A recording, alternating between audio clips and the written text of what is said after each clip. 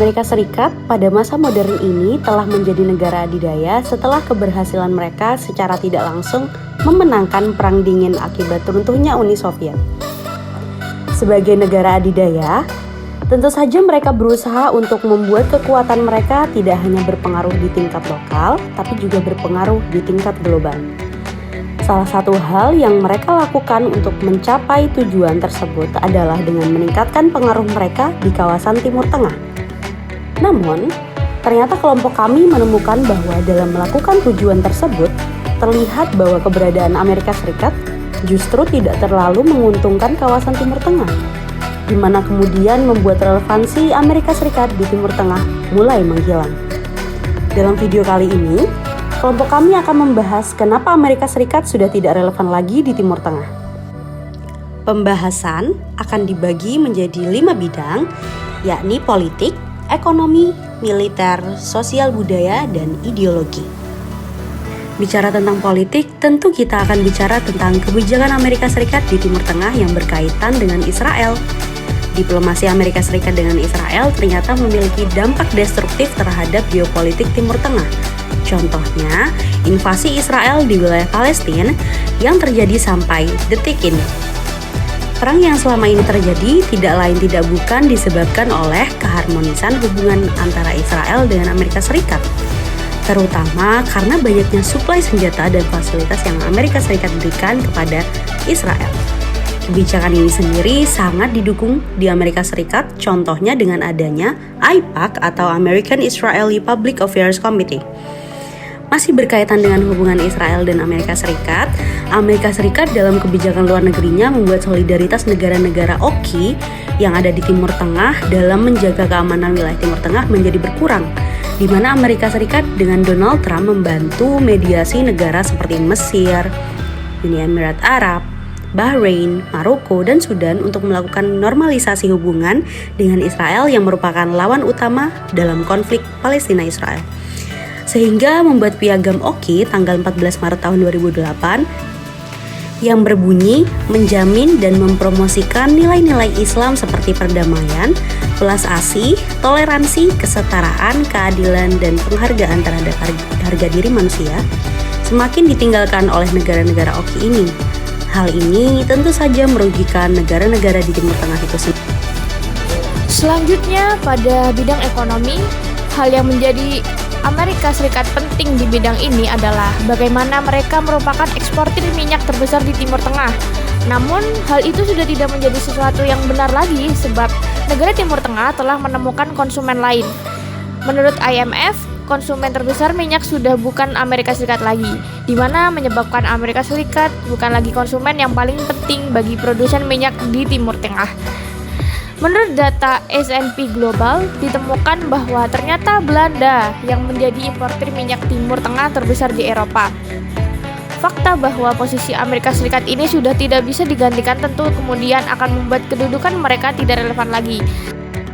Selain masalah ekonomi, dalam hal militer, keberadaan Amerika Serikat juga sudah tidak relevan di Timur Tengah. Di bidang militer, salah satu strategi yang diterapkan Amerika Serikat adalah invasi langsung, seperti invasi yang mereka lakukan di Irak. Invasi ini seperti perkataan Bush, Presiden Amerika Serikat kala itu, mereka dasari dengan 3 alasan. 1. Menghilangkan teroris dari akarnya. 2. Menghilangkan senjata pemusnah massal. Dan 3.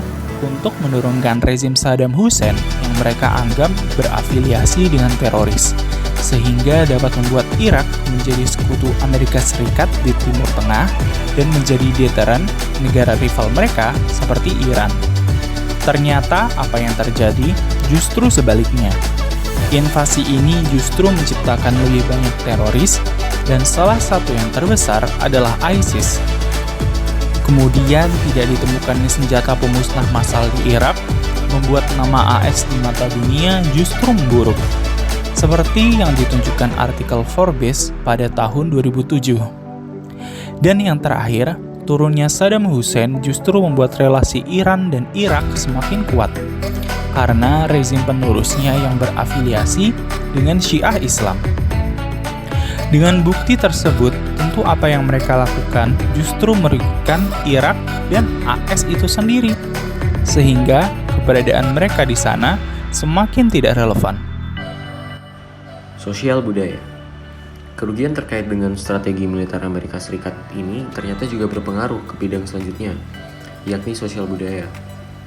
Sektor pendidikan yang berkaitan erat dengan budaya merupakan bidang tertinggi di tingkat makro masyarakat Irak. Namun pada kala itu, Irak menghadapi masalah anggaran dan manajemen.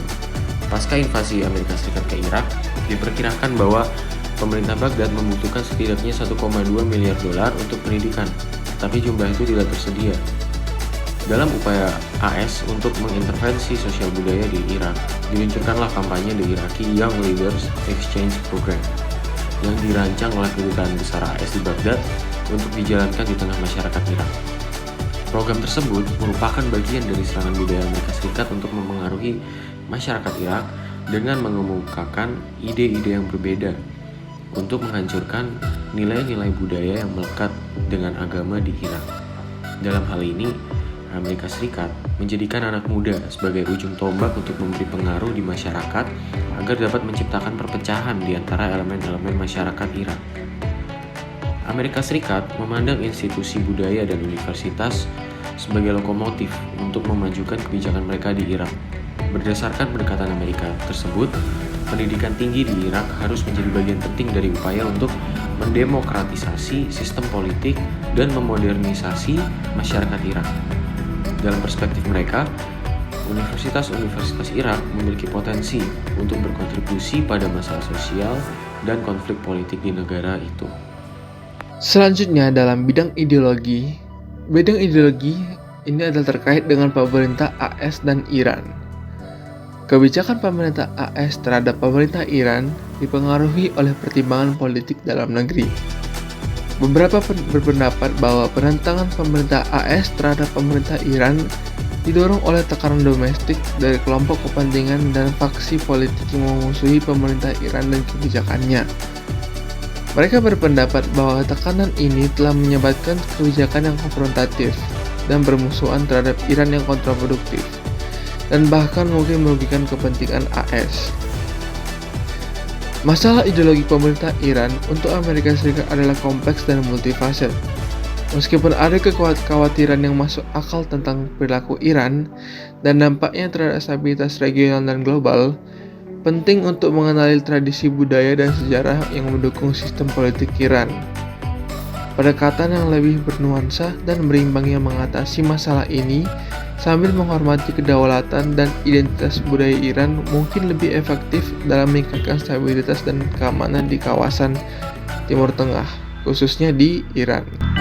Dengan hal-hal yang sudah disebutkan di atas, mulai dari bidang politik, ekonomi, militer, sosial budaya, dan ideologi, kelompok kami menyimpulkan bahwa keberadaan Amerika Serikat pada masa ini di Timur Tengah sudah tidak relevan lagi. Terutama karena apa yang telah mereka lakukan bukan hanya merugikan kawasan Timur Tengah, namun juga telah merugikan mereka sendiri. Bahkan dalam beberapa kasus, terdapat situasi di mana negara Timur Tengah ini sudah bisa sejahtera sendiri tanpa keberadaan Amerika Serikat di sana.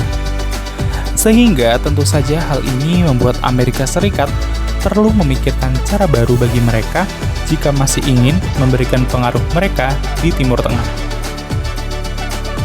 Itu dia video dari kelompok kami. Terima kasih sudah menonton, dan sampai jumpa di video selanjutnya.